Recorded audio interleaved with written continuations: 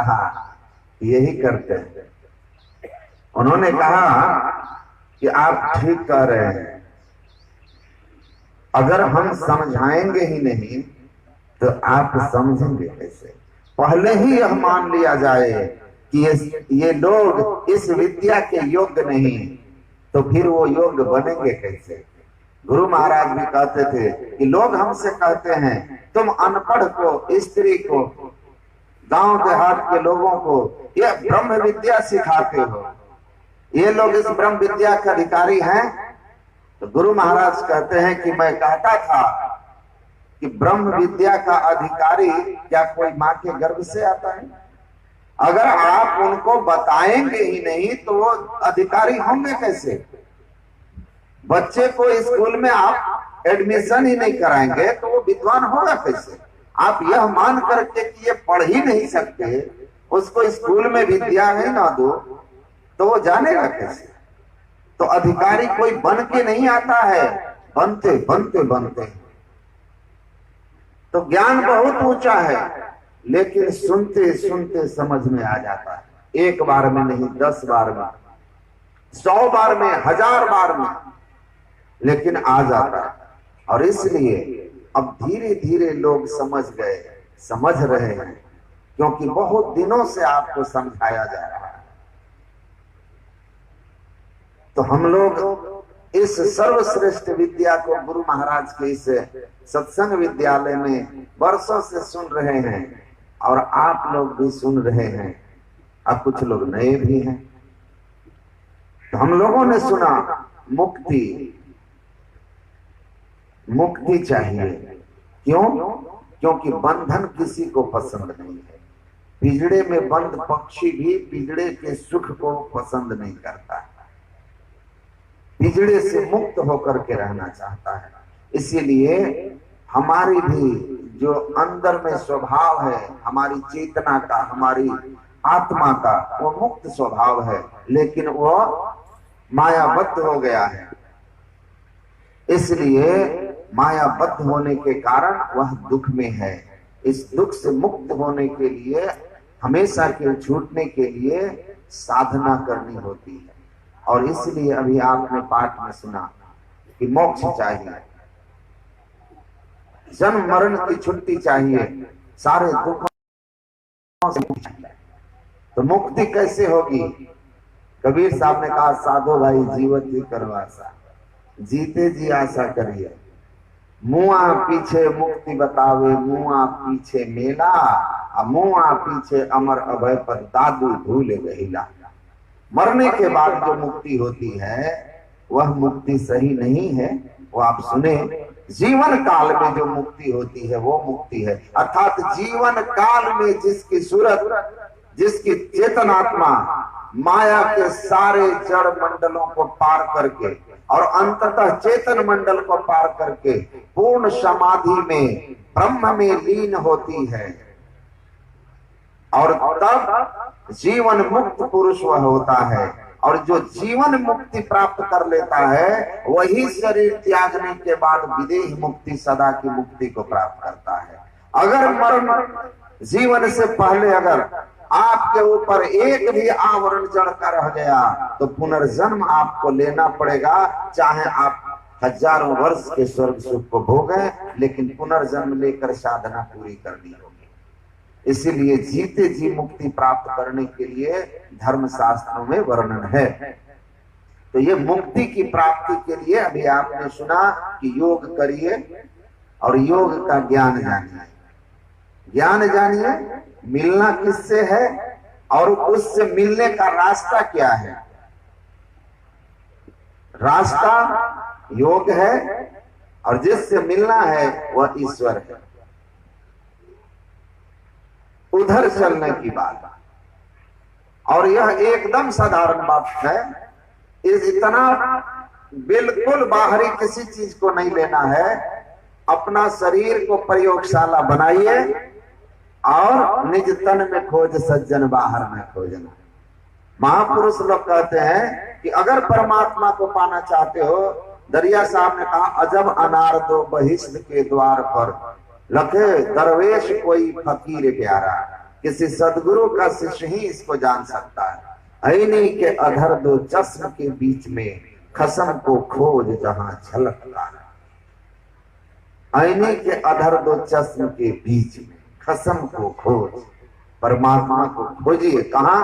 आईने के अधर दो चश्म के बीच में, दोनों आंखों के ठीक मध्य में, वहां पर खोजिए। भ्रूर मध्य सच्चिदानंद तेजः कूट रूपम तारकम ब्रह्मा, दोनों आंखों के ठीक मध्य में राह गई है बड़ी झीनी है साधो नैन नगर से। इसीलिए कबीर साहब ने कहा कि इस तन में मन कहाँ बसत है, निकस जाए कहीं ठौर, गुरुगम हो तो परख ले ना कर कर गुरु और। यही असली भेद है, यही से योग का प्रारंभ होता है और इसी का ज्ञान आपको मोक्ष की ओर ले जा सकता है। दूसरा कोई उपाय नहीं। इस साधन को जानिए कि कहां से चलना है। आप सुन रहे थे, चलना कहां से है? एक प्रश्न आपके मन में आना चाहिए कि जब जीव 84 लाख योनियों में जाता है तो हाथी के अंदर का जीव मच्छर में कैसे समाता है? आप इसको विचारिए कि जीव कितना सूक्ष्म है, कितना सूक्ष्म है कि हाथी से निकल करके मच्छर में घुस जाता है। और जितना हाथी के शरीर में रहकर हाथी के शरीर को चेतना प्रदान करता है, चेतना जीवनी शक्ति प्रदान करता है, उसको चैतन्य बना देता है, उतना वो मच्छर में रहकर मच्छर को बना देता है। उसकी सामर्थ्य क्या है, उसका स्वरूप क्या है? जीव इस शरीर में जो रहता है कितना सूक्ष्म है। मांडुक्योपनिषद में लिखा एष अनुभवात्मा, कहा बालाग्र सत्र सहस्रम तस्य भागस्य भागिनः। बाल के अगले नोक को, एक बाल को लीजिए, उसके एक नोक को 1000 भाग कीजिए और 1000 भाग करने के बाद उसके एक भाग को फिर आधा भाग कीजिए, कहा वो जीव का स्वरूप है। मांडुक्योपनिषद में लिखा हुआ है। इतना सूक्ष्म कि आपकी सोच से बाहर, जिसको संसार के किसी भी यंत्र से, सूक्ष्मदर्शी विज्ञान यंत्र से न देखा जा सके, इतना सूक्ष्म है वो कि मच्छर में भी घुसता है, हाथी में भी घुसता है और खून के कीटाणु में भी प्रवेश कर जाता है। खून के कीटाणु जो आप सूक्ष्मदर्शी से देखते हैं उससे करोड़ों गुना अधिक सूक्ष्म है, उससे भी अधिक सूक्ष्म है वो। तो इतना सूक्ष्म जीव इस शरीर में रह करके पूरे शरीर को कैसे चेतनता प्रदान कर देता है। वेद व्यास महाराज ने वेदांत दर्शन में लिखा गुणात् आलोकवत्।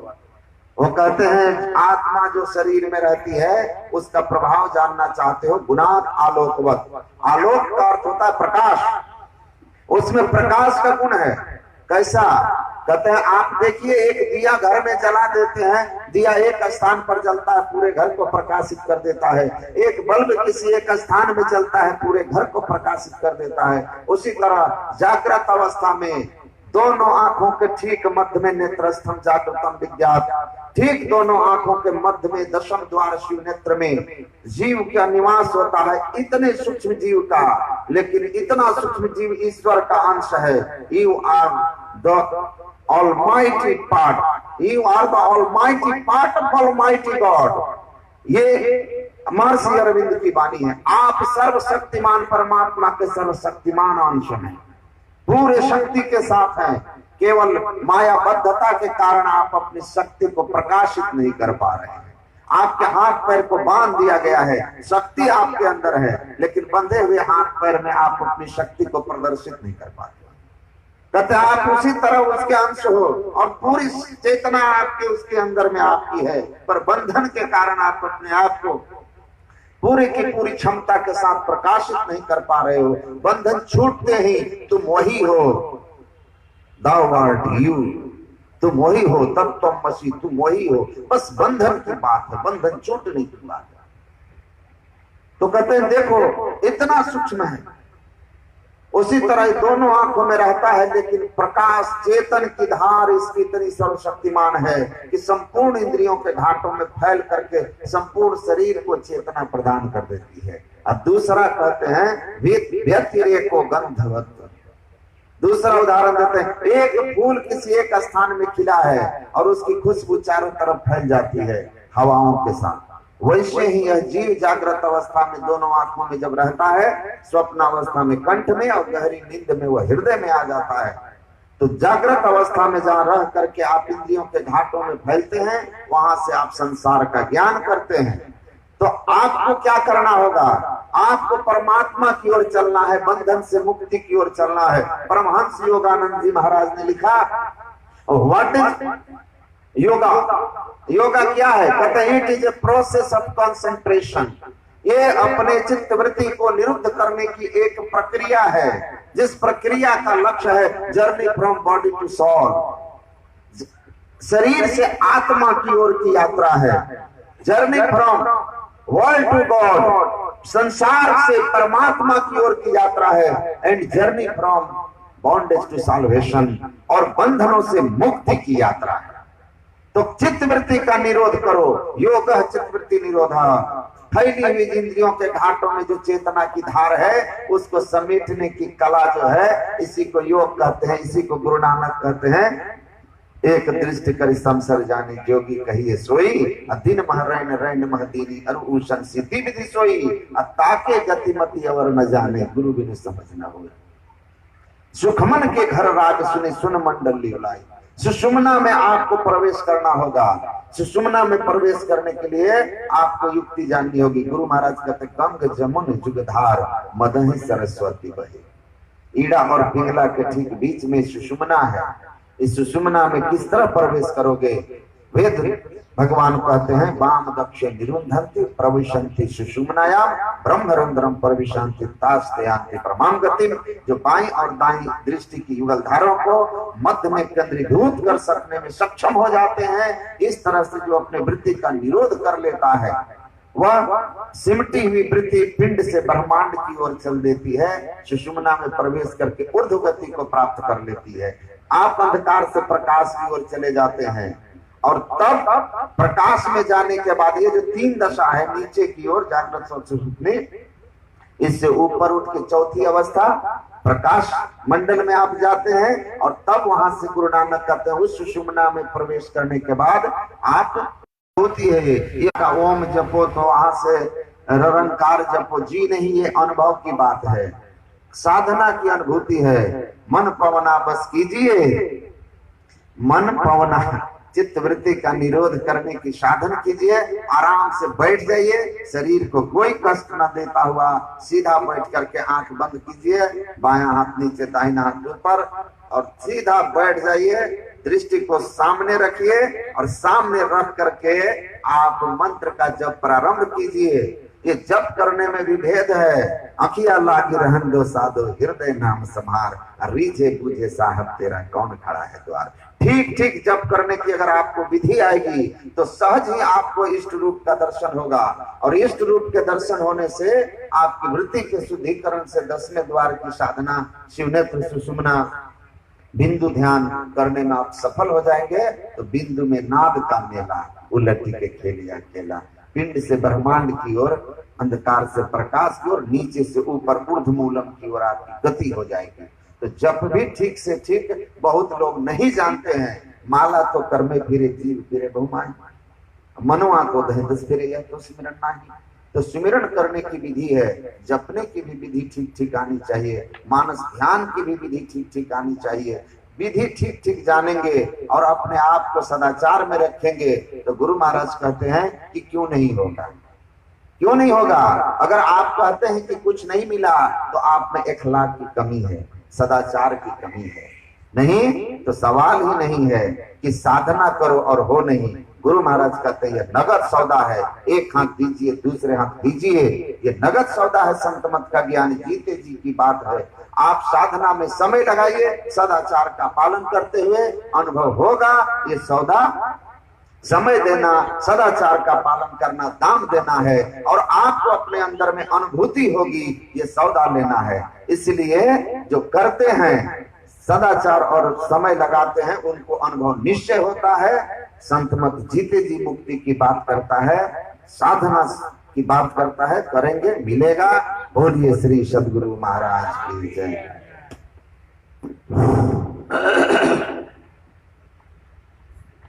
बोलिए प्रेम से श्री सद्गुरु महाराज की मैं देख लिया कि बहुत लोग नहीं बोले। वो क्यों नहीं बोले हैं? उसका मन जो है पूरी के तरफ लगा हुआ है कि पूरी कब मिलेगी, सबको मिलेगा, पहले ये पूरी तो खा लीजिए, ब्रह्म ज्ञान वाली पूरी। थोड़ा समय आपका मैं लेना चाहता हूं। धन्य धन्य सद्गुरु सुखदा महिमा कही न जाए, जो कुछ कहूँ तुम्हारी कृपा मोते कछु न बसाए। अव्यक्त रूप में फरमाराध्य श्री सद्गुरु महाराज के चरणों में कोटि सा नमन। मंचासीन